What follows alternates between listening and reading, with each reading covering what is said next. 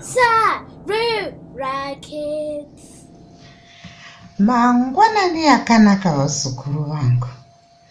Tasangana zvakare muchirongwa chedu chiya cheSARURA Kids. Apo tiri kudzidzisana pamutauro wedu wechiShona. Vanombuya uri vanofarira kutaura ngano. Vagofarira kukuudzai zvinoitika muZimbabwe, nzvimbo dzinonakidza. Vanogoda zvinonakidza zvega zvega. Havadi zvinosu zvokusuwisa. Aiwa, zvekusuwisa aiwa. Ndezvenyu zvekusuwisa aiwa. Isongoda zvokufara isu. Tiri vanhu vokufara. Nhasi ndiri kukutorai kuenda nemi kune imwe nzvimbo inonzi Kariba. Zita iri vatonga vanova ndivo varidzi vaigara munyika iyoyo inonzi Kariba. Vanotiudza kuti vechirungu pavakauya ndivo vakasvikotendeudza vakashozvonora. Zita racho chairo rainzi Kariba. Kariba meaning a little trap. Pamusana pokuti vakanga vasingagona kuti Kariba ndobva vati Kariba. Saka nanhasi yakutongonzi Kariba. Kariba. Kariba kune zidhamu randoda kuti muziye vazukuru vangu. Zidhamu rakakura rakavakwa pamusoro perumwe rukuva runonzi Zambezi. Zambezi rumwe rukuva rwakarebesesesesa muAfrica. Zambezi inopfuura nemunyika dzinokwana kuita 8.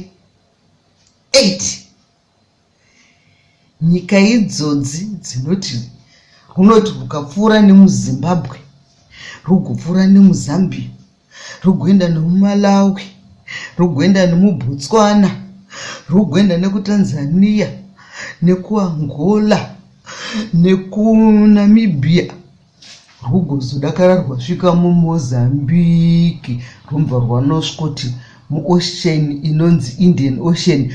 Mbombo ndoma runogumira. Saka rwizuru rwaishanda zvikuru nguva yechinyakare kare pakukwanisa kuti maexplorers akauya kuAfrica akwanise kuita inonzi trade. Sokuti vaiti kana vaburuka ngarava dzavo kuMozambiki vobva vateera rukova irworwo kudakara vatosvika nekuna naZimbabwe. Zimbabwe isina ocean. Vakambozviona mashura chokwadiwa. Saka ni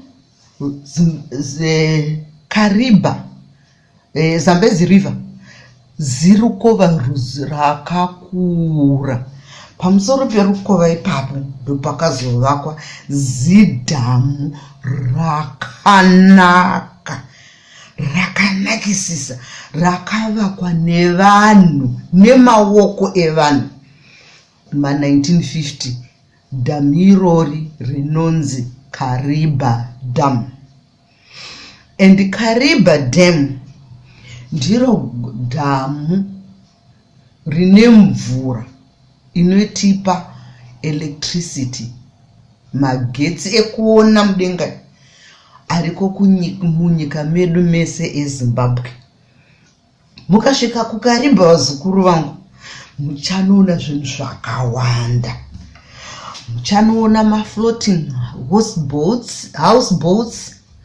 Muchaona pane rimwe national park inonzi Matusadona National Park.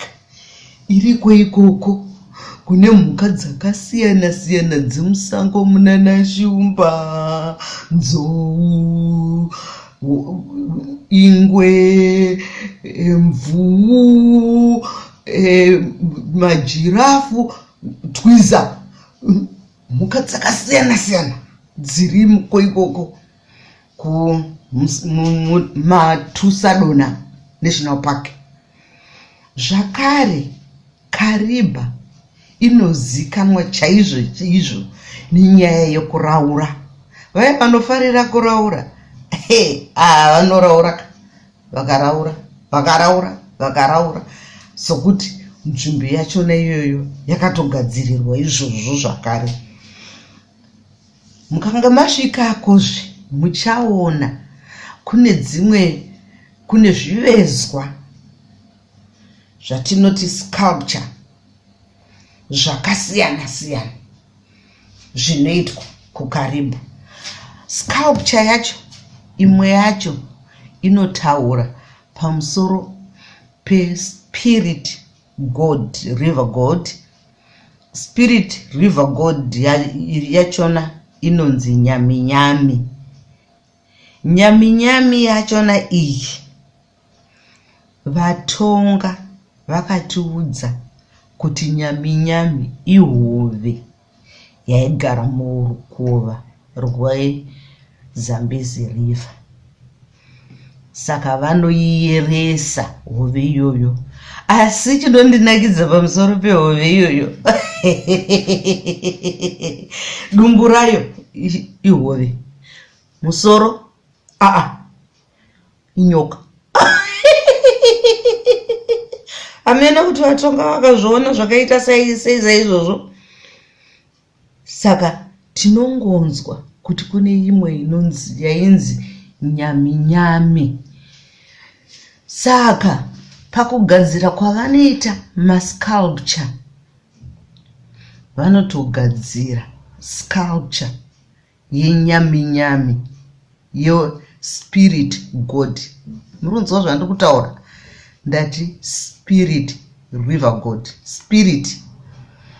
Saka hatisi kunyazoziva kuti ichokwadi here kuti kwaive nehove nehove iyo inoti dumbu rayo ihove, musoro inyoka. Hatinyazozviziva, ndosaka ichinzi spirit river god. Vatonga vaitoinamata, vaitoridza ngoma, vachitobika madoro, vachitoita mabira, vachirumbidza that spirit god kuti rukova rusapwe. Saka nanhasi tradition iyoyo is still there. Vanhu vanongoramba vachiri kurumbidza that spirit. Zvakare ukaenda kuKariba muchanoona kuti kunotova netsvimbo yokufambisa inonzi walking stick. Walking stick iyoyo inenge yakavezwa ichiratidza kuti nyaminyami iripo pawalking stick iyoyo. That spirit river god ine musoro wenyoka nedumbu rehove. Zvakare ipapo panenge pakarodzwa vatonga, pagorodzwa vanhu vakuru vakuru vairemekedzwa munyika yeKariba. Saka kuKariba inzvimbo inonakidza.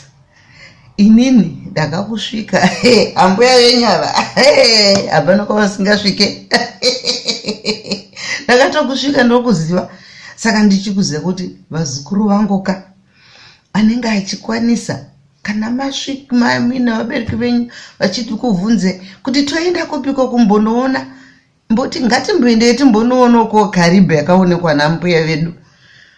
Pamwe muchauya muchindudza kuti takazonokuona kuKariba kuya, tikatofambawo pabridji riya rinonakidza kufamba. Asi chongorwadza ndechekuti kana usina passport haubvumirwe kupfuura pabhodha. Vanotova nebhodha riri pabridji ipapo, mufunge kana wakuda kusvika kuZambia. Zvakare inzvimbo yakachengetedzwa sokuti one of the wonders and it's one of the tourist areas inoremekedzwa munyika yeZimbabwe. Aiwa, pari nhasi tombogumira ipapa. Tichadzoka zvakare tichikuudzai dzimwe nzvimbo dzingangokunakidzai vazukuru vangu. Nokuti mbuya vano ameno vanofarira zvinonakidza. Indoda zvinonakidza zvega, zvinosuvisa handizvide. Amene henyu kana muchida zvinosuvisa, indoda zvinongonakidza zvega zvega. Nengano ndozvandinongoda. Saka ndichadzoka zvetotaura pamusoro peimwe nzvimbo. Kana paine yamunoda kuti ndimbotaurawo nezvayo, munondiudza ndokuudzai. Sokuti ambuya uno vakaenda kwakawanda. Ndosaka vaambuya chavo vanoziva. Sokuti ndakafamba, haikona zvokutamba. Nyika yendakaiziya, ndakaenda ndichiona kuitira kuti ndiuzive kuti nyika yedu yakamira yakaita sei. Aiwa, maita nokuteerera kwakanaka kwakadai. Muve nenguva yakanaka vazukuru vangu. Tosangana zvakare muchirongwa chinotevera. Maita tatenda. Thank you.